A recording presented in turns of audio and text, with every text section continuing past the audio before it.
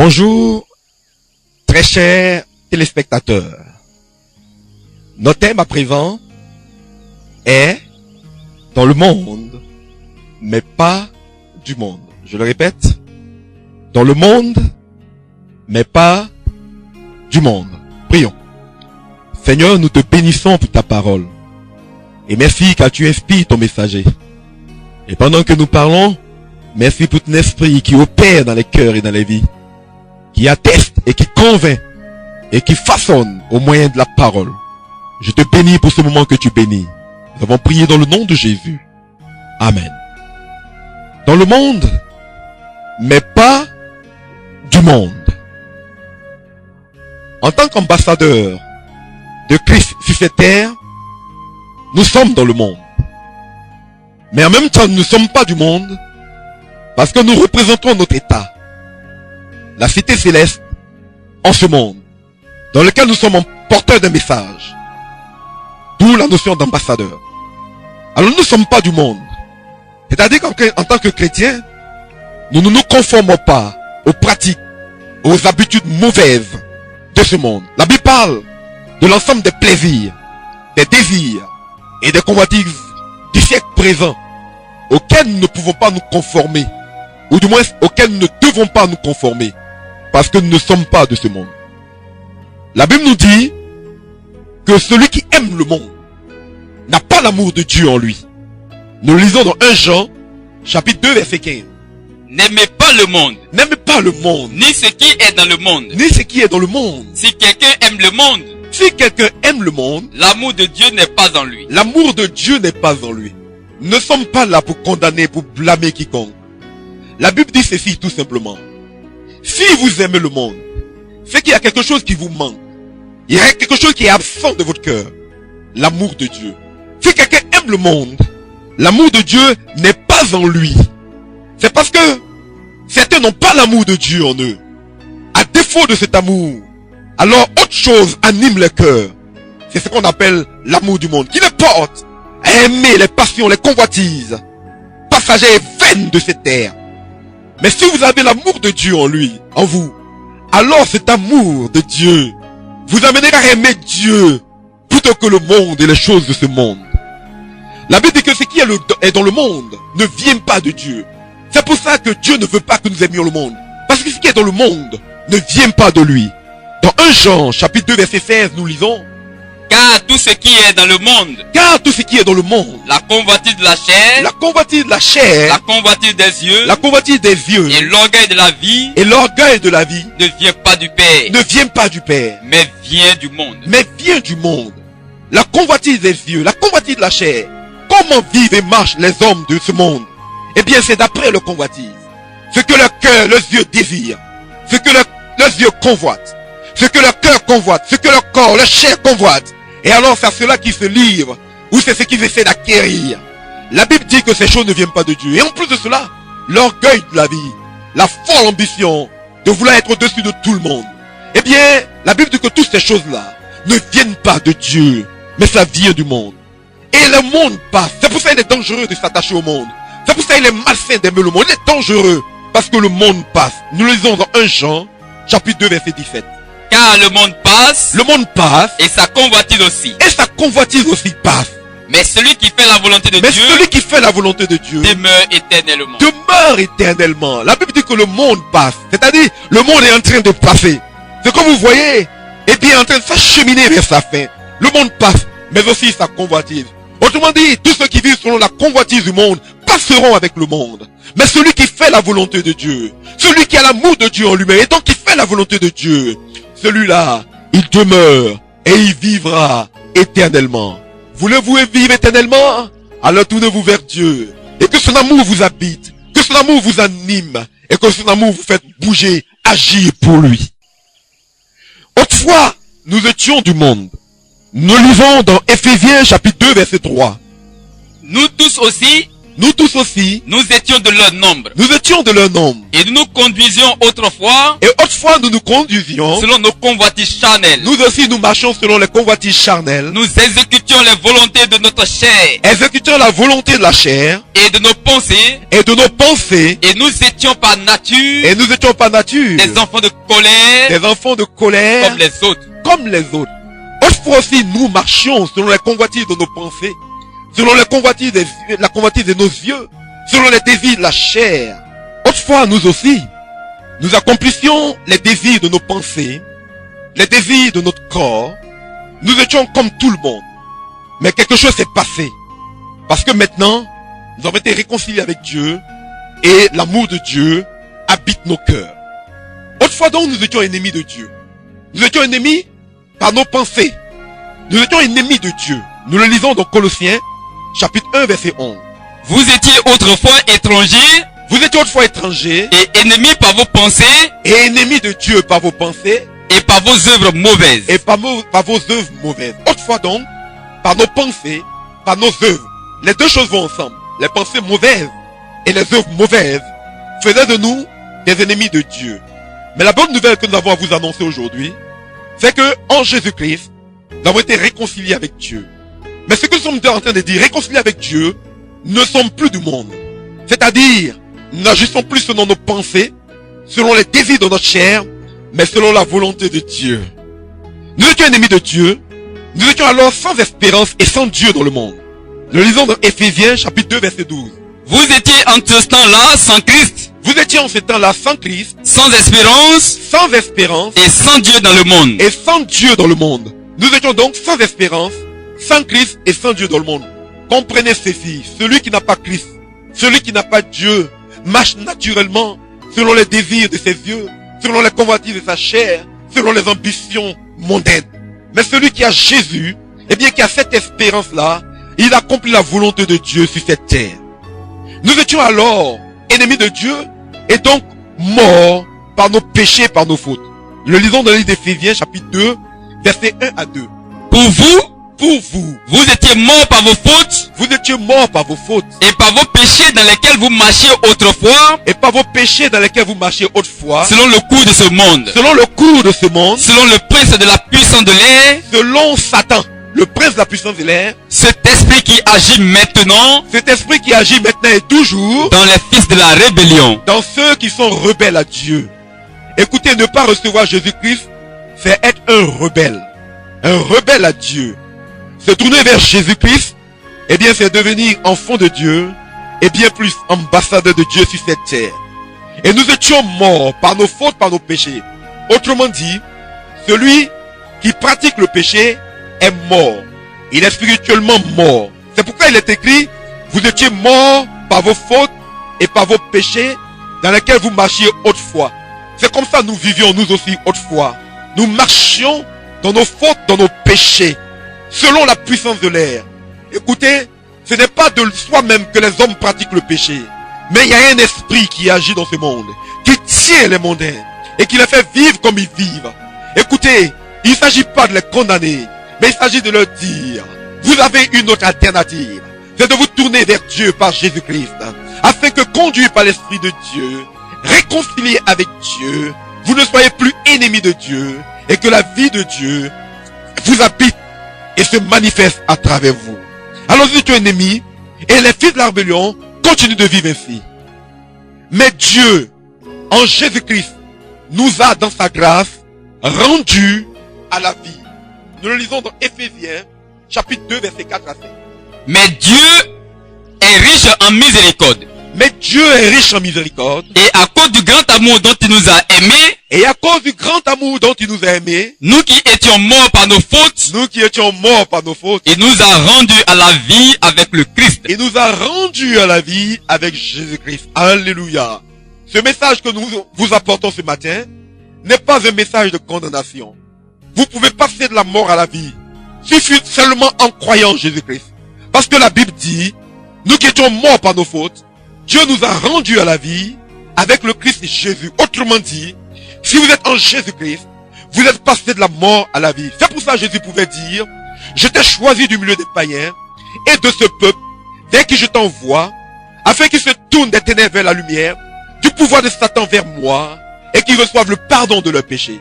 Eh bien, venez à Jésus-Christ, afin que vous soyez rendus à la vie avec Jésus-Christ. Dans Colossiens 2:13, la même chose est dite, nous lisons. Il nous a rendus à la vie avec lui, Christ nous a rendus à la vie avec lui, en nous faisant grâce pour toutes nos offenses. en nous faisant grâce pour toutes nos offenses. Dieu nous a rendus à la vie avec Jésus-Christ, en nous pardonnant tous nos péchés. Voyez-vous, c'est aussi simple que cela. Je le répète, tu ne peux pas toi-même te débarrasser de tes péchés. Tourne-toi vers Jésus, afin que tes péchés soient ôtés.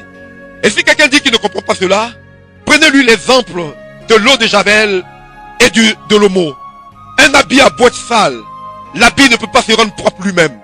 Il suffit que cet habit se retrouve dans l'eau de Javel, dans l'homo, et les taches s'enlèvent naturellement tout seul. Il suffit que vous soyez en Jésus-Christ, que vous croyez en Jésus-Christ, dont le sang est encore plus efficace que l'eau de Javel, Gomo, pour que tous vos péchés soient ôtés, et que vous passiez de la mort à la vie, et que vous viviez avec Dieu. Alors, réconciliez avec Dieu, ramenez à la vie, par le pardon de nos péchés, par le pardon de nos fautes, réconciliez et ramenez à la vie, en Jésus-Christ. Dieu nous donne désormais le pouvoir de triompher du monde. Il nous fait désormais triompher du monde. Nous lisons dans 1 Jean, chapitre 5, versets 4 à 5. Parce que tout ce qui est né de Dieu Nous triomphons du monde parce que tout ce qui est né de Dieu, triomphe du monde. tout ce qui est né de Dieu triomphe du monde. Et voici la victoire qui triomphe du monde. Et voici la victoire qui triomphe du monde, Notre foi. notre foi. Si vous avez cru en Jésus-Christ, vous avez donc la victoire qui triomphe du monde. Pourquoi? Qui est celui qui triomphe du monde? Qui est celui qui triomphe du monde? Sinon celui qui croit que Jésus est le Fils de Dieu. Sinon celui qui croit que Jésus est le Fils de Dieu. Écoutez, nous ne cherchons pas la victoire sur le monde. La Bible dit que nous avons la victoire qui triomphe du monde. Nous avons la victoire qui triomphe du monde. Et celui qui triomphe du monde, c'est celui qui croit en Jésus-Christ. Il suffit de croire en Jésus-Christ pour triompher du monde. La foi est la victoire qui triomphe du monde. Si vous croyez en Jésus, alors vous êtes victorieux. Pourquoi? Parce que la foi vient de ce qu'on entend. Et ce qu'on entend vient de la parole de Christ. Et si vous marchez d'après ce que vous entendez de Christ, alors le monde n'a plus d'emprise sur vous. Alors le monde n'a plus d'attrait sur vous. Alors le monde ne peut plus triompher de vous. Bien au contraire, vous triomphez du monde. Et parce que nous triomphons du monde, la Bible déclare que nous ne sommes pas du monde. Parce que nous triomphons du monde, nous ne sommes pas du monde. Nous lisons dans Jean chapitre 17 verset 16. Ils ne sont pas du monde. Jésus s'adressant, parlant à son père des disciples, dit qu'ils ne sont pas du monde. Comme moi, je ne suis pas du monde. Comme lui, Jésus n'est pas du monde. Nous ne sommes pas du monde. Nous avons triomphé du monde. Nous avons la victoire qui triomphe du monde. Nous ne sommes plus de ce monde. Nous ne sommes plus du monde. Parce que nous ne pratiquons plus les œuvres mauvaises. Nous avons été réconciliés avec Dieu. Et nous triomphons des œuvres mauvaises de ce monde. Les tentations ont beau venir. Nous triomphons parce que nous sommes bâtis sur le roc qu'est Jésus-Christ. Et désormais, nous sommes des étrangers et des voyageurs dans le monde. Dans 1 Pierre chapitre 2 verset 11, nous lisons: Bien-aimés, Bien-aimés, je vous exhorte, je vous exhorte, en tant qu'étrangers et voyageurs sur la terre, en tant qu'étrangers et voyageurs sur la terre, à vous abstenir des désirs charnels à vous abstenir des désirs charnels qui font la guerre à l'âme. qui font la guerre à l'âme. Les tentations ont beau venir, la Bible dit que si tu sais que tu es un étranger sur cette terre, alors tu ne te conformes pas aux habitudes de ce monde. Les hommes cèdent aux convoitises, aux désirs charnels qui les animent. Mais nous abstenons de ces choses parce que nous avons la victoire qui nous permet de triompher du monde. Notre mission, si nous sommes étrangers et voyageurs sur cette terre, nous avons cependant une mission que Dieu nous réserve sur cette terre. Nous avons une mission que nous sommes chargés d'accomplir sur cette terre. Nous le lisons dans Marc, chapitre 16, verset 15. Allez dans le monde entier Jésus dit, allez dans le monde entier et prêchez l'évangile à toute la création. et prêchez l'évangile à toute la création. Dans Jean 17, 18, la même chose est dite. Comme tu m'as envoyé dans le monde, Comme le Père a envoyé le Fils, moi aussi je les ai envoyés dans le monde. lui aussi Jésus nous envoie dans le monde. Il nous envoie pour aller dans le monde et pour prêcher l'évangile à toute la création, pour en faire des disciples. Écoutez, frères et sœurs, c'est parce que nous ne sommes pas du monde. C'est parce que nous sommes des ambassadeurs pour Dieu sur cette terre, pour Dieu sur cette terre. C'est parce qu'il nous a chargés d'une mission sur cette terre et que nous ne nous conformons plus aux principes de ce monde, aux vaines habitudes de ce monde, aux pratiques pécheresses de ce monde, que le monde ne nous comprend pas et que le monde a de la haine pour nous. Le monde a de la haine pour nous et ne vous en étonnez pas. La Bible dit dans Jean chapitre 17 verset 14, Je leur ai donné ta parole Jésus dit, je leur ai donné ta parole et le monde les a haïs. et le monde les a haïs. Parce qu'ils ne sont pas du monde. Parce qu'ils ne sont pas du monde. Comme moi, je ne suis pas du monde. Comme lui, Jésus, n'est pas du monde. Jean 15, 18. Si le monde a de la haine pour vous, Si le monde a de la haine pour vous, sachez qu'il m'a haï avant vous. sachez qu'il a haï Jésus avant vous. Si vous étiez du monde, Si vous étiez du monde, le monde aimerait ce qui est à lui. le monde aimerait ce qui est à lui. Mais parce que vous n'êtes pas du monde, Mais parce que vous n'êtes pas du monde, et que je vous ai choisi du milieu du monde, et que vous avez été choisi du milieu du monde, à cause de cela, à cause de cela même, le monde a de la haine. le monde a l'aime pour vous. Écoutez, le monde voudrait que tu te conformes à lui. Le monde voudrait te ramener à lui. Et je dirais même, le monde est jaloux parce que tu as été choisi du milieu du monde. Nous étions du monde, mais nous avons été choisis et arrachés à la vaine manière de vivre de ce monde. Et à cause de cela même, le monde a de la haine pour vous. Et en plus, parce que vous êtes chargés d'une mission, parce que Jésus nous a donné la parole. Alors, à cause de cette parole que nous prêchons, le monde a de la haine pour nous. Parce que l'esprit du monde n'accepte pas ce qui vient de Dieu. De même que nous aussi, nous ne pouvons pas nous conformer au monde. Bien plus, nous triomphons du monde.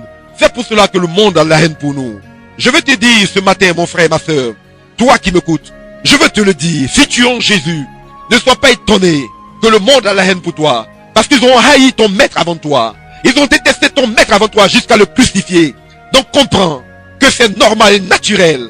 S'ils connaissaient celui qui t'envoie, s'ils savaient qui t'envoie comme ambassadeur, eh bien tu respecterais.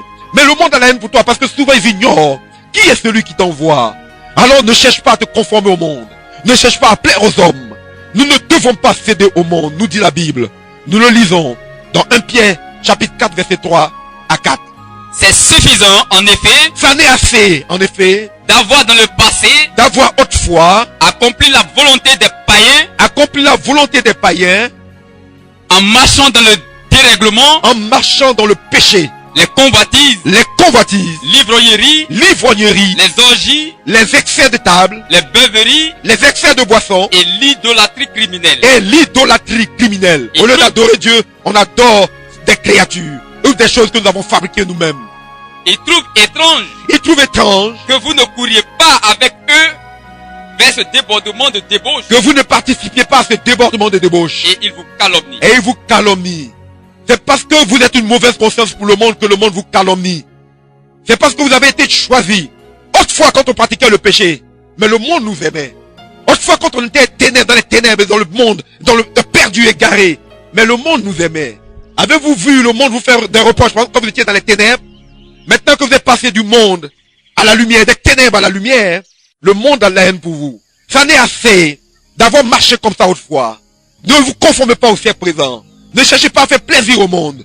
Demeurez ferme et ne vous conformez pas au monde présent. Parce que ce monde passe. Plaire au monde ou chercher à plaire au monde, c'est se rendre ennemi de Dieu. La Bible dit dans Jacques chapitre 4 verset 4, Celui donc qui veut être ami du monde celui qui veut être ami du monde se rend ennemi de Dieu. se rend ennemi de Dieu. Mon frère, ma soeur, toi qui m'écoutes, si le monde a la haine pour toi parce que tu es en Jésus-Christ, laisse les choses comme ça et continue de prêcher l'évangile. Parce que si tu veux te rendre ami du monde, alors tu te rendras ennemi de Dieu. Ou tu es ami du monde et ennemi de Dieu, ou tu es enfant de Dieu, ami de Dieu, et le monde a la haine pour toi. Laisse les choses comme ça et continue de prêcher l'évangile, car nous saurions plaire au monde, parce que nous avons été arrachés au monde, et nous avons la victoire qui triomphe du monde. Plutôt que de nous conformer au monde, la Bible nous invite, nous appelle à dénoncer les œuvres stériles des ténèbres. Nous le lisons dans Éphésiens chapitre 5 verset 11. N'ayez rien de commun avec les œuvres stériles des ténèbres, N'ayez rien de commun avec les œuvres stériles des ténèbres, mais plutôt dénoncez-les. mais dénoncez-les. N'ayez rien de commun avec la sorcellerie. N'ayez rien de commun avec l'idolâtrie. N'ayez rien de commun avec la débauche de boisson. N'ayez rien de commun avec la débauche de nourriture. N'ayez rien de commun avec la vanité, mais plutôt dénoncez-les. Dénoncez les œuvres stériles des ténèbres, parce que telle est notre mission. Nous sommes étrangers voyageurs sur cette terre. Bien plus, nous sommes des ambassadeurs de Dieu sur cette terre. Et nous avons pour mission d'évangéliser le monde, afin de les faire passer des ténèbres à la lumière, du pouvoir de Satan vers Dieu. Ne vous conformez pas aux œuvres terribles des ténèbres, mais plutôt dénoncez-les. Telle est notre vocation en Jésus-Christ. Telle est notre mission en Jésus-Christ. Tel est notre appel en Jésus-Christ. Telle est notre réalité en Jésus-Christ. Dénoncez-les. Et vous avez la victoire qui triomphe du monde. Demeurez dans cette victoire. Que le Seigneur vous bénisse. Dans le nom du Seigneur Jésus-Christ. Amen.